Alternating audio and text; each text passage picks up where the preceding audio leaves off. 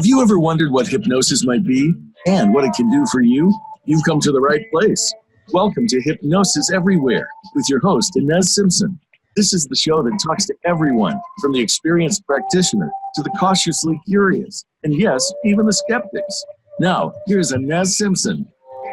Well, welcome back to Hypnosis Everywhere, and as usual, I have my sidekick here, Martin Gover, as he peeks in and out. You can't hear that very well on radio. No, that's okay. He does. He's here. The visuals are all. Yeah. So I'm really happy to welcome back the Patient Whispers to the show because it was so great last time, and now we're going to even get it into it more. So I'm going to introduce you to the two guys that are the Patient Whispers, and they use verbal medicine, and that's Marc Sacco and Roger Wood. So Marc, hi. Maybe I'll let you start and just maybe introduce yourself. And, you know, I'd just like the people out there to sort of know who you are and what you do. Okay. Well, my name is Marc Sacco. I'm one of the founders of the Patient Whispers and one of the co-developers and co-authors of Verbal Medicine, the Language of Healing.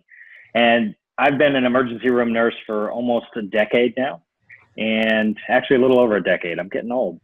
And we've seen over 30,000 patients now, and we've used a little bit of verbal medicine on each and every one of them. So we've been able to distill all these techniques and down into a very efficient method, and we called it verbal medicine. And we've had fantastic results, which you'll hear about. Okay. Yeah. And how about you, Roger? Can you want to tell everybody who you are? Yeah, I'm Roger Woods. I'm an emergency room nurse. I've been a nurse now for 24 years. And Marc's right. We've used a little bit of verbal medicine on every patient that we've used. It may be a little relaxation. It may be the right word, changing the meaning of something and making it a positive meaning as opposed to a negative meaning. Changing the words that we use instead of hurting, because there's a lot of words out there that nurses use inherently that hurt people, that emotional response to a word. So we've changed the language, and the language has helped immensely with getting people on that path to health, encouraging them, showing them that the way that we respond to certain things is within. And if we can change that response, just one little response, then imagine what that can do for the rest of their life. More importantly, it's about the practitioner, the nurse, the doctor, the paramedic. It's all of these people that are actually absorbing all of this negative energy. A trauma is a negative energy. Anytime you go and you see a medical professional, there's a lot of negative energy there, that emotional response. Let's change that. Let's change that energy and actually make it a positive experience. And a positive experience, we like to call it that connection. There's an access point when patients come in where we can just see them, help them achieve a different response. And then that actually is a domino effect for other things in their life. They can see that they've had this power, this innate power inside, and they can change their lives, right? Yeah. And it's simple words, just like that word I just used, right? Making a positive statement, saying, right, how can they deny it? Well, they can't. They always say yes. And once they say yes to themselves, that domino effect just keeps getting faster and faster, breaking down. And it's crashing down all of these anchors that they've had instilled in them since the day they were born. And it's amazing, the transition. And we see our healthcare workers just really loving what we're doing, what we're showing them. And I got to tell you, Marc and I were burnt out 5 years ago. Before we went and got the training, we were burnt. We were really burnt out. And we got the training and we noticed that there are most of the techniques that we're doing innately. It's inherent as a nurse. We just tweaked them. We just refined them. We honed our skills. And now we get people asking us to come in and take care of their patients, especially if they're a little out of control. And that's the number one thing, Inez. It's about control. They're out of control. Let's give them some control. Everything changes. Everything will change. And everything, believe it or not, has changed for us and the patients we come in contact with. Can we just step you back a bit for the listeners, Marc and Roger? So why would the training, you mean, was the NGH hypnosis training? Is that correct? Is that what you were saying when you say the training? Fundamentally, yes, but there are also other elements that we bring into it, right? It's that not just that mind and body, but the soul, right? That soul, that spiritual aspect.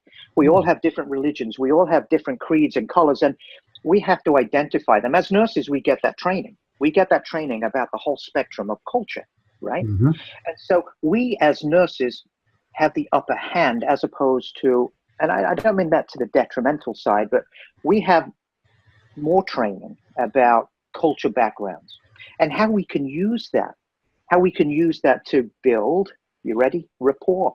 Mhm. And once we get that rapport, and we also have this inherent influence as healthcare providers, people will listen to a healthcare provider. They really will.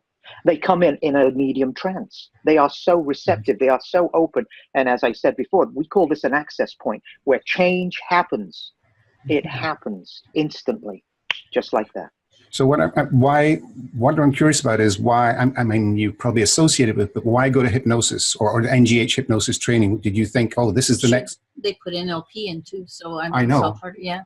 So let me tell you why. Yeah. Marc will tell you a different story. When I was going through nursing school, because nursing wasn't my first career, it really wasn't. I went to nursing school and I took a Hypnosis 101. And I'm going to tell you, that was the only A I got, right? It wasn't because I was messing around. It was because I was self-employed. I had a young family and I was working. So I really identified with what the instructor was saying and how words have meanings and how you can change somebody by just changing the word. And we're only looking for a little thing. And so I had carried that over into my career, and I was looking for money to go get some training for hypnosis. I really, as we all do, I wanted hypnosis for myself, but I was looking for somebody else to pay for it. I knew the power of it. And eventually I did get some sponsorship from our hospital. The chief of the department, Dr. Broderick, actually went out of his way so that Marc and I could go and get the training. The first day of training, we saw a big chance to change the way us nurses are providing healthcare. Everything we were doing was wrong. It really was. We're using words to hinder instead of heal. For instance, when we say, and I see this all the time, when people say, nurses, okay, I'm going to give you an injection. You're going to feel a small prick or a bee sting. No, or a poke. They don't hear that. I don't know about you, but I hate being stung. I hate being poked, and I hate a bee sting. I really do. So people have a visceral response to words, and we notice that. We don't ever use those words. We don't use the word pain, bee sting, prick. We change words to healing words. And if it's a procedure, we will say there's something that we need to do to make you healthier, better, and on the road to recovery. It's the way that you use your words to heal. And that's what we do. Marc has a great story about why I thought I wanted to do it. Right, Marc? Yes. Before I was involved, he had been doing this for almost 3 years. He was trying to get money. But he actually was looking to get that stage hypnosis, because we didn't know anything really about this medical, that hypnosis part that much. But he wanted to get that stage hypnosis and do shows and that kind of stuff. So he had to figure out a way to get somebody to pay for that. So he said, I'll do stuff at the hospital. And then, you guys pay me to go do this. And they said yes, finally, after 3 years. And then is when he said, oh, well, I don't want to go alone. Can I take somebody else with me? And they gave us 2. And he came to me and said, hey, will you go down? Will you do this? If you don't like it, just go, buzz around New York City and come back when it's over.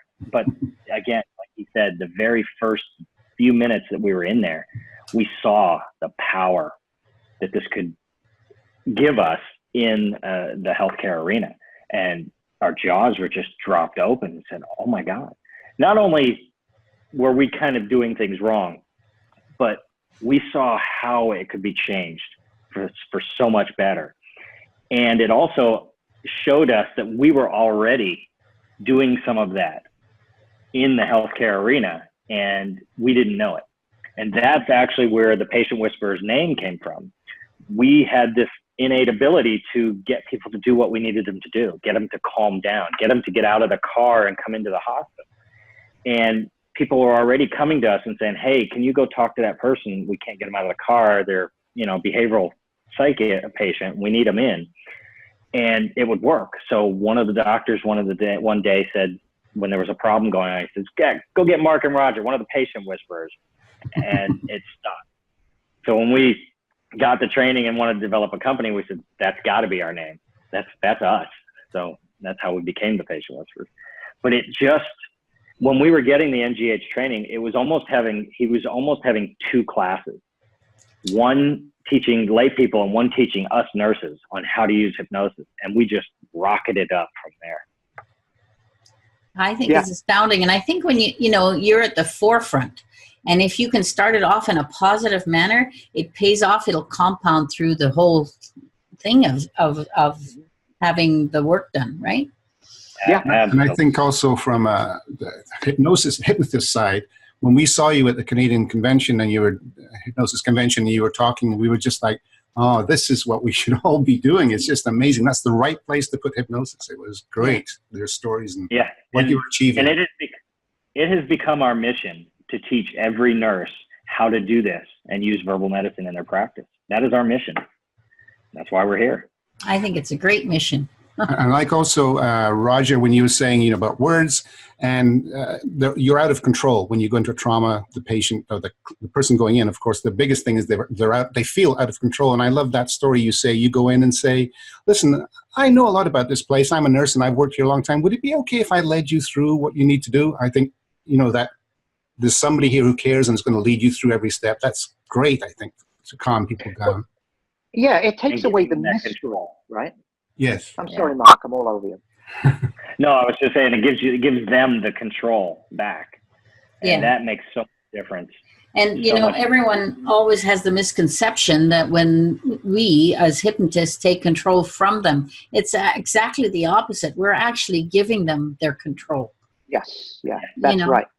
For instance, one little thing that we do, if somebody needs to take medication, I will say, do you want to take your medication sitting down, or would you like to take it in the bed? Now, I really don't care where they sit. They make the choice. I just want them to take the medication. But they look as if they've had a choice in the matter, which they have, really. But that gives them just that little bit of control that they're lacking, that was taken away from them. And they start to relax. And that all calms, and it adds to that rapport where we can lead them. Listen, patients don't know where they're going. They really don't. They'll lead you off a cliff, but we know exactly where we're going, what needs to be done. And with some skill and some knowledge, we can lead them. Yeah, so, that's great. And we're going to talk about all of this and how you do it on the other side of the break. So we'll just say, see you on the other side, and we'll be sent over and out till now. All right, you're clear? Great, thanks. We're coming in for real. You're listening to Hypnosis Everywhere, the Simpson Protocol. To reach the show today, please call into 1-866-472-5792. That's 1-866-472-5792. You may also send an email to Inez, that's INES, at InezSimpson.com. Now, back to this week's program. Well, welcome back to Hypnosis Everywhere, and I'm going to hand it right over to Marc Sacco so we can continue that conversation about control. Great. So we were talking about giving patients back control and how important that is and how that can change the whole patient care day for them. And Roger has a great story about that. I'm going to give it to him. I do? Yes, I do.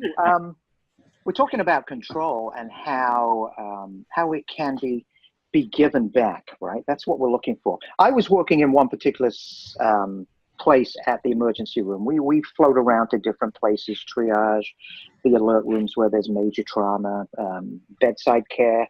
There's many areas, 5 areas that we work in. I was working in this area where it was the observation unit, where we get the people with psych problems, mental illness, drunks. I seem to like to work there, and they put me there because I'm pretty good with the patients, listening and understanding. I was working there, and then all of a sudden the door opened. The charge nurse came in and said, "Hey, Roger, can you come over to room, I think it was 28.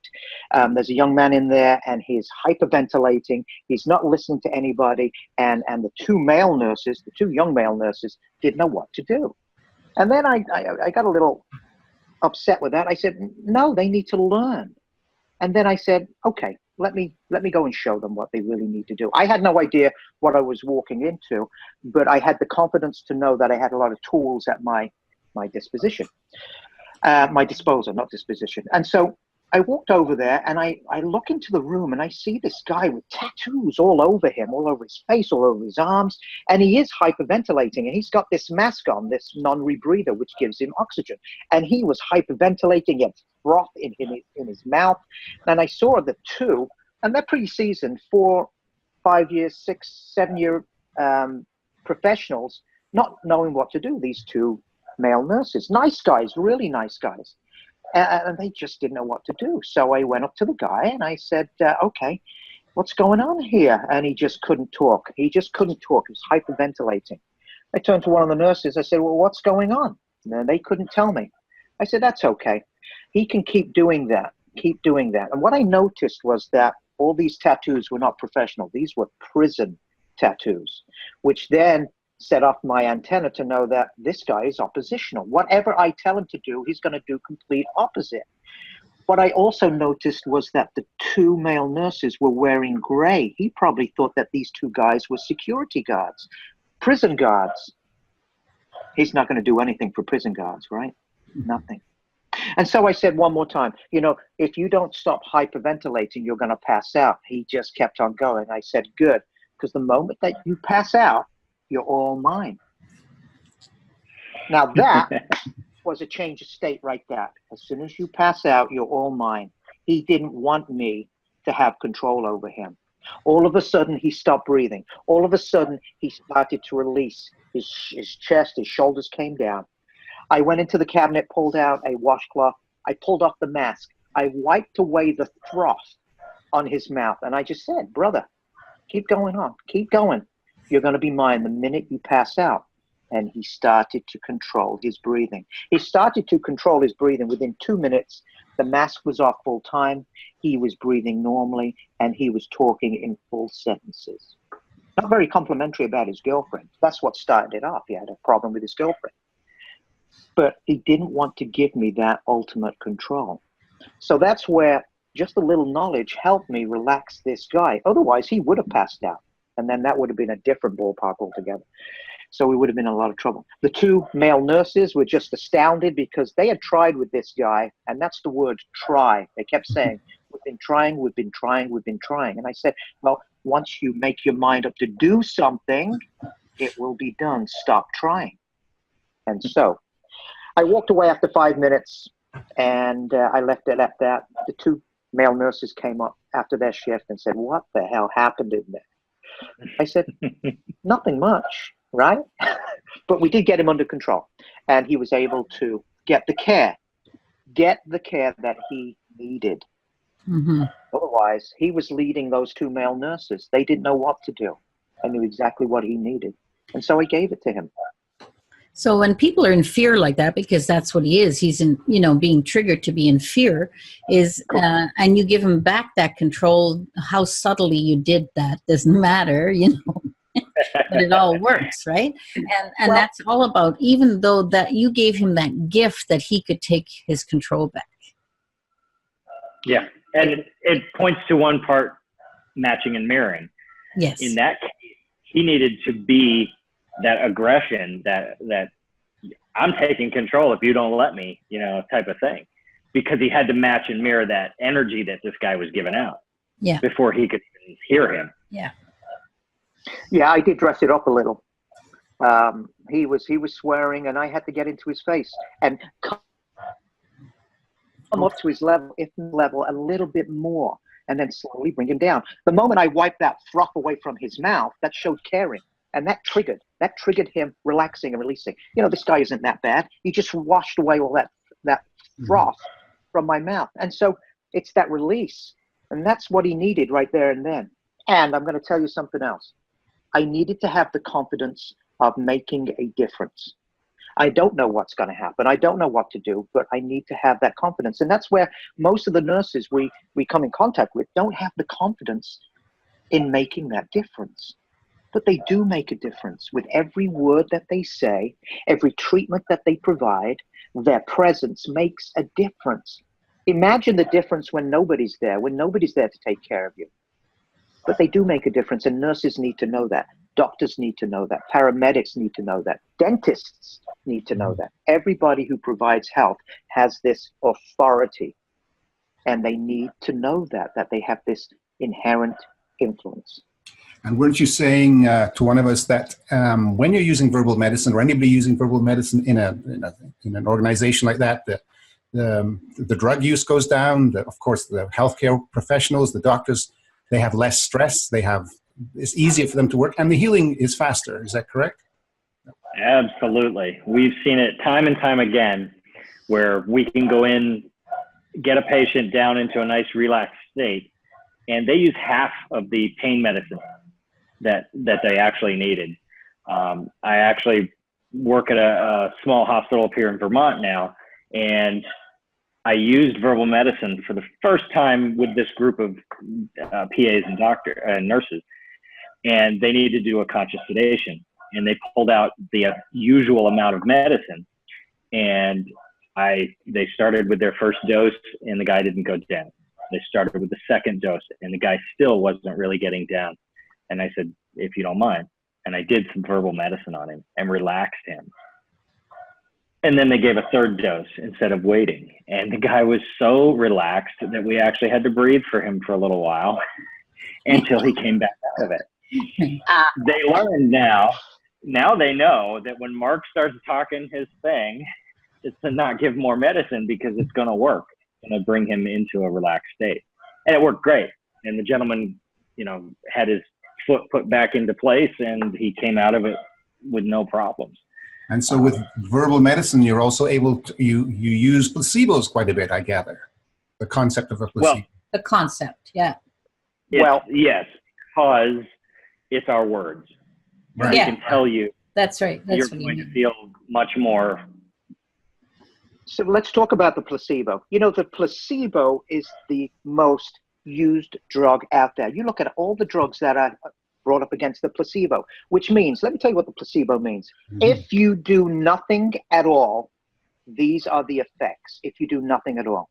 And so drug companies are constantly saying, hey, up against the placebo, it was this effective.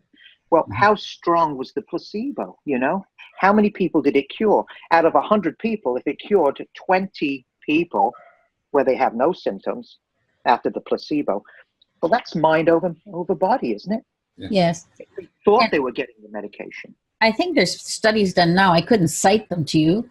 I can maybe look them up, but that even if someone knew they were having a placebo, then it still works because of if the words are right and all that stuff. It's all about verbal medicine. It's all about verbal medicine. Well, yes, there's a great Harvard study done by Ted Kapchuk, Kaptchuk. And what he did is that's the groundbreaking study. He looked at the reverse. Instead of looking at all the drugs that were put against the placebo, he actually looked at the placebo. And Roger's right. It's the most tested drug in the world is the placebo. And I point this out all the time, not to plug, but there's a certain medicine that is used for facelifts and stuff that they're now using for migraines. So they're injecting this into the back of the muscles in the back of the head to get rid of migraines.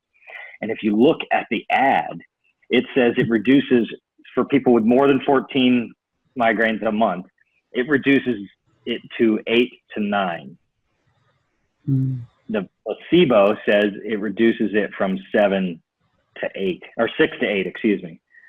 Yeah. So the placebo is only, the medicine is only 2 more days better than nothing. And nothing, as we know, is what we did. And if they have some formal hypnosis, it'll bring it down a heck of a lot more than that, right? Exactly. and that's Yeah. where the next part of the study goes. And, Yeah. Pretty awesome. yeah. Yeah, it's So, been phenomenal. It's been phenomenal using verbal medicine, and it's the words, it's the techniques, it's listening, responding, using the patient's language. It's all these little techniques that have an incredible change in that person right there. and you know what I really like about this is that you're teaching other people. Now, you know, I've done some small teaching of, you know, emergency hypnosis, how to speak to them and all that kind of stuff. And when one of my students was near an accident and he went and talked to the guy and he just did that, and that guy healed phenomenal. They were so astounded at the hospital of this person healing so quickly because his head was split open and, you know, all this kind of stuff. And, you know, if they get it right at the beginning and you go, and then they go to the trauma ward and they get verbal medicine and then they get great things happening. And geez, it's already, our time's up already. I have to already go to the next break. See you on the other side. Okay. See ya. All right, you're clear. Thanks. Okay, Mark, you need to talk about Yeah. verbal Yeah. medicine. I'll Calming be back in down. about 10 seconds. Okay. My wife's home so she can deal with them. Take them for a walk. Network on our timeline. Visit facebook.com/Voice America.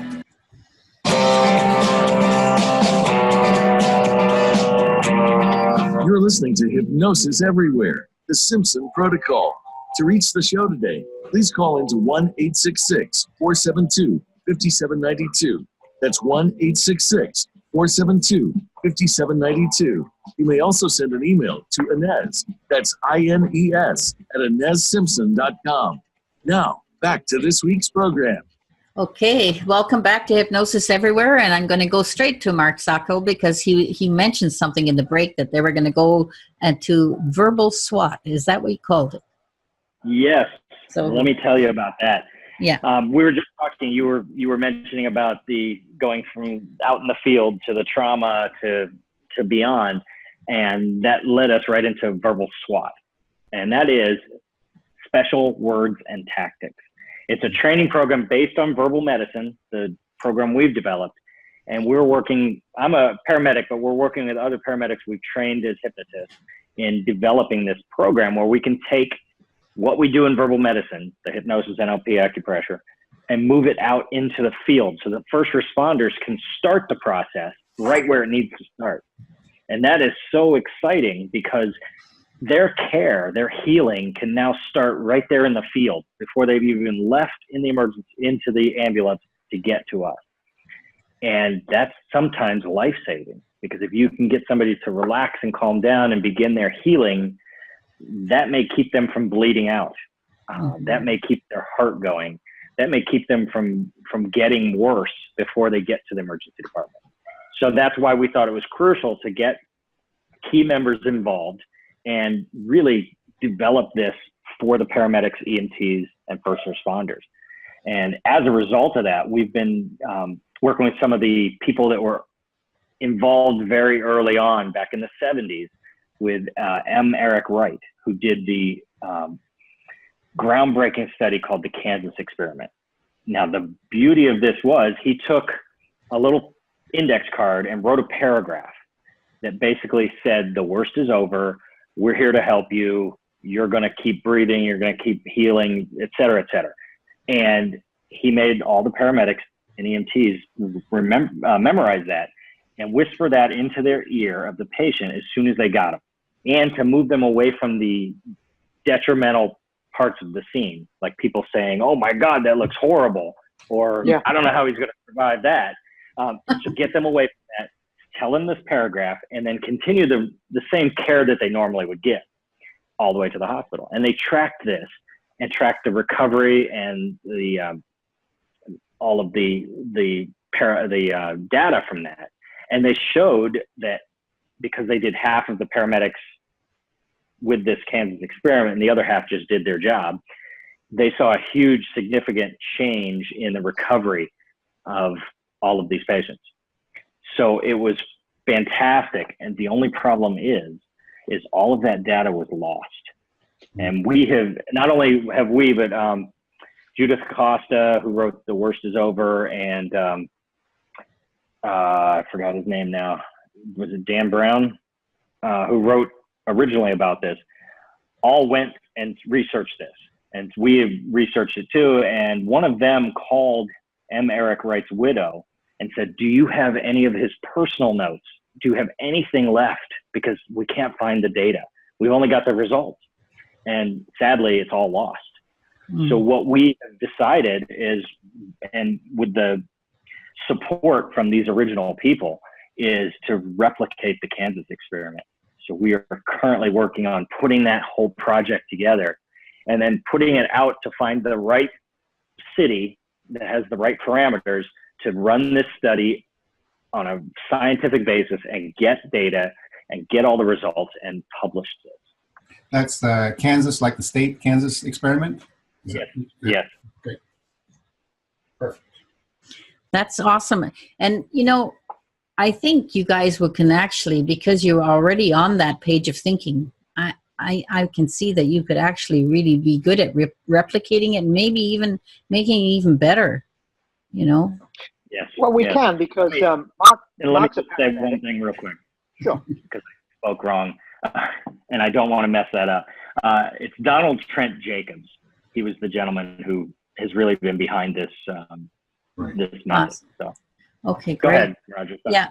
Well, we're talking about experience. You know, we have the knowledge of how to integrate all of these things. We know when you don't say something right, the implications it can have. And we also know the healing when you do say something right, all of the advantages that that patient can have.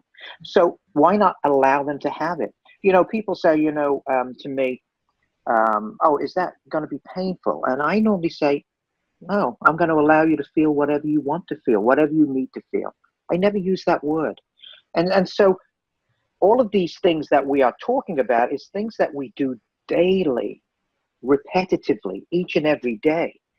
And it's just the way that we work now. And the enjoyment, let me use that word again, the enjoyment we get from our career now is overwhelming. It really is. We really love doing what we do, being who we are, and really helping people. It's great. We have reconnected with that spirit that wanted us to do this in the first place. Because, you know, when you do it for a long time, you know, it starts to wear off quickly, right? Because you're giving at the office and you don't have enough to give at home. I know, Mark knows. We've both been through that. But now we are so rejuvenated that when we give at the office and we use our special language and techniques, it bounces back to us and we get reinvigorated.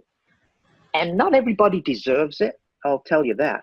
Because there was one time when there was one of the techs at work, and she had some leg pain. The charge nurse came up to me and said, hey, Roger, you know, she wants to go home. I don't want her to go home. Can you just help her out a little? And I said, no, I'm not going to help her out a little. I just don't feel the energy. I really don't. And I didn't. And then about 2 hours after that, I was talking to a doctor in one of his areas where he was. And all of a sudden, I felt this energy behind me. And I turned around. It was her. And the energy had changed. My energy has changed. Her energy has changed. And so I said, yeah, let's go do it now. It's one of those things. You just can't put your finger on it. You just know. And so we did it. Took her out of her pain, that word. And she stayed for the rest of the night. She was astounded. The charge nurse was astounded. Everybody else that didn't have to do her job was astounded too. So, and it helped me really think about why I said no in the first place is because I really didn't have the energy, but then the energy changed. And it really helped me. It really did that night. I was over the moon that I was able to change. I was able to change from being negative to being positive, and I received. Yeah. But, you know, and it becomes a daily thing. It becomes a natural thing, right? It becomes the way you speak. Everything it just comes out now. Comes out. And Marc will tell you, if you get me going, I will not stop because it's just part of my life now. And I think also you guys are we're in a great training ground because most let's say a very busy hypnotist works with maybe 3 people a day, 4 people a day, and you guys get great training grounds to learn. So maybe because you're already down to 4 minutes in this segment, and I want to make sure that we either do it in this segment or the next segment, we talk about the CRNH thing going. It's really important to get that part, and then we'll go back to stories. Okay, Sure, but you sure. talked about a good hypnotist will see 3 or 4 patients a day. That's how we have 4 patients at a time that we bounce from one room to another. So the volume is there, and we are getting such a tremendous healing and giving a tremendous healing too. It's wonderful. It really is. Mark. Okay. Your Go training. ahead, Mark. Go ahead. Talk about the training. Absolutely. CRNH, Certified Registered Nurse Hypnotist. It's a credentialing program that we're developing with some of the top industry leaders. And it's going to allow us to get all of these nurses, 2.8 million nurses in the United States, I think the 600,000 in Canada, give them an opportunity to actually get a credential and get some training on what we do. And our goal is to change mainstream thinking to using more of this holistic nursing process, because we should all be doing this. So it is definitely something we are still working. We want to get it completely done so we can roll it out hopefully early next year. That's so. I know it takes time to get all this sort of stuff done beforehand. You know, I've been hoping for this for a long time, for this to come through, and then you talked about it when I first met you. So it's coming. It is coming. And is the medical community behind you on that, or whoever the associations are? We are really more grassroots. Oh, okay. We are building it from a practical standpoint, where we've shown, like in our own ER, and now the ER I work with up here in Vermont, is when we show them it works, they get on board. So the more we do that, the more we have on board. The more we have on board, the more the associations are going to recognize it. But we're building it from scratch, and we're going to take it nationally in next year. And you have a book. So the research, let me just finish up. Yeah. The research is out there for hypnosis in healthcare. We actually have the practical training that this is how you use it. Yeah, it's all right. We are the bridge from training to actually implementation. Ines. Okay. So perfect. So. Please do that. Yeah, tell them to go to the website, not the website, YouTube, to have a look at that video, Mark. Yeah. Okay, we'll write that down too on the What page. is it on? Do you have a YouTube channel, Patient Whispers, or? Yes. Yeah. Yeah, Okay. we have a Patient Whispers YouTube channel. Perfect. Okay, that's going to get put on the page then, so there it would. And we also have. I'll send you a link to that video. Yeah. Okay. All right, here we go. We're back. You're listening to Hypnosis Everywhere, the Simpson Protocol. To reach the show today, please call into 1-866-472-5792. That's 1-866-472-5792. You may also send an email to Inez, that's INES, at InezSimpson.com. Now, back to this week's program. Welcome back to Hypnosis Everywhere, and I'm going to head right to Marc so he can go on and tell me all these good things he's going to tell me. Just go for it, Marc. Okay. Well, we just mentioned a little bit about the book, so I wanted to give everybody some knowledge about that. So Roger and I, over the last 5 years, as we said, we've seen about 30,000 patients. We have some incredible case studies, true case studies that we have just compiled over these years. And we wanted to teach people our technique, verbal medicine.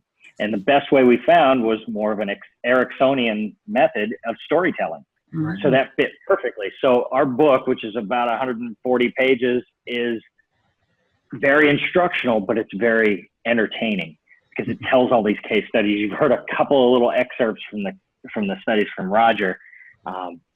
They're all in there, and they're fascinating. People who've read this just love this book because it's entertaining, but it's also instructional.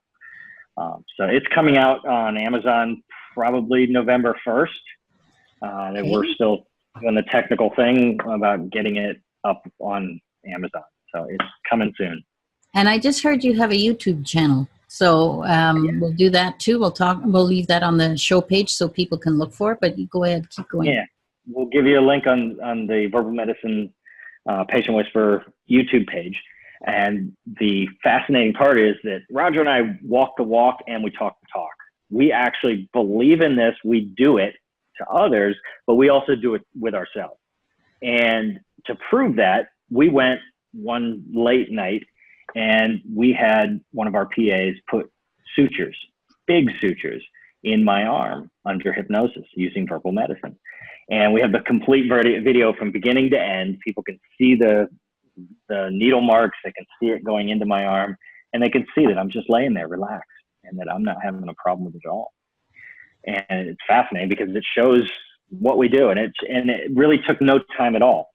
It's the same thing we do with 6-year-olds and when they need sutures, and it takes maybe 3 minutes, and you'll see that on the video. The other thing I did was my wife's also a patient whisperer. She's a hygienist, a dental hygienist, and she developed a verbal odontics.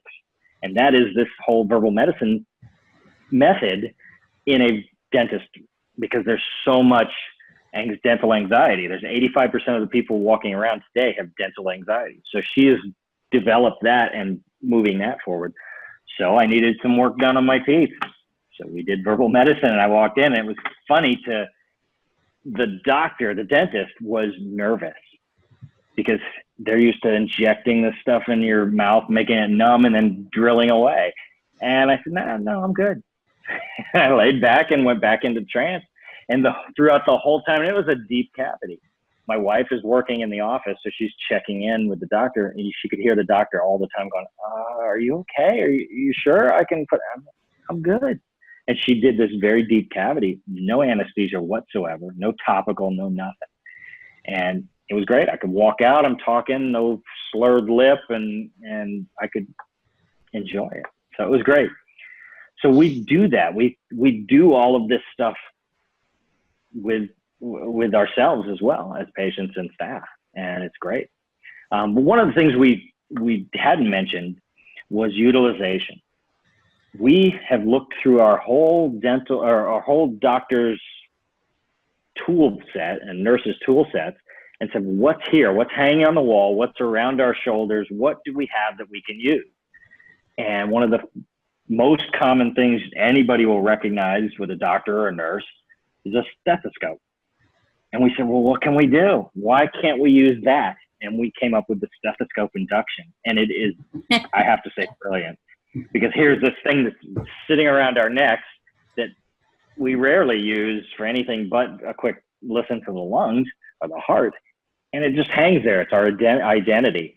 And now we've created this induction, and it is fabulous. And the cool thing about it is you don't have to be a nurse or doctor to use it, because you can invoke that memory, that conditioning that people have had about a stethoscope. Because we all do the same thing from childhood up.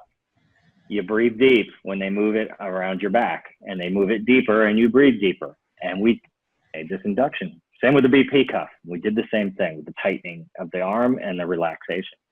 And it's fabulous. And we use it every day because we take blood pressures and we listen to lungs every day on every patient. Now we can induce them with the same thing and not take any extra time. There'd be a lot of reduction in white coat syndrome. Yes. It's a relaxation, actually. We give them relaxation, and we can also use it for an induction. And we have that available. It's free. That's our gift to the world. They can have a copy of that. Just send us an email to patientwhisperers.com. It's also in our book, Verbal Medicine, and they can get a copy of it in there. And that's our gift. It's and there's many things that we use in our daily life that we have used to get people into a different space. Right. And that's what it's all about, taking them from this moment in time into this moment of time with me, with the healing.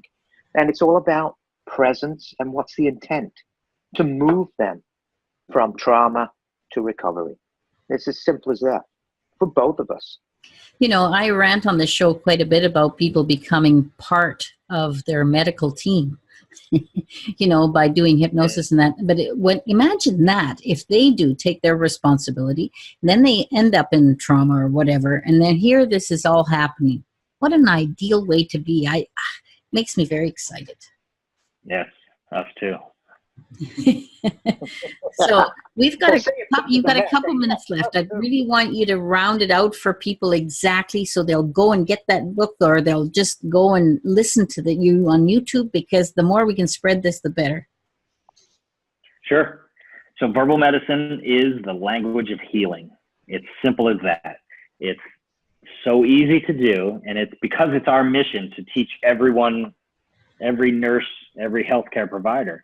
We want to put it out there. If there are hospitals out there that would like us to come train their people, or even just do a talk, please get a hold of us. We want to blanket the country with this, blanket the world with this, and get the message out. And we'd be happy to do it. We have a very entertaining lecture, and it's very. I can attest to that. And is it a Patient Whisperer website? Is that, how would they contact you? Yes. Yeah, patientwhisperer.com. Perfect. Perfect. The easiest way. Yeah. So we've only got a minute left. I want to thank you guys for coming. And I'm just going to tell you who's on next week. Lisa Halpin, and she's going to talk about coaching. So we're going to go, and more, but she's a very good coach, and she trains a lot of people. So I really want to get all of this stuff out here that all works together and goes in sync. So we'll be doing that next week. And I really enjoyed the show, and I'm really glad you were here, and I'm hoping to see you again soon. So I'm going to say goodbye to everyone, and thanks very much. Oh, you're more than Thanks for welcome. having us. All right, you're clear. Great.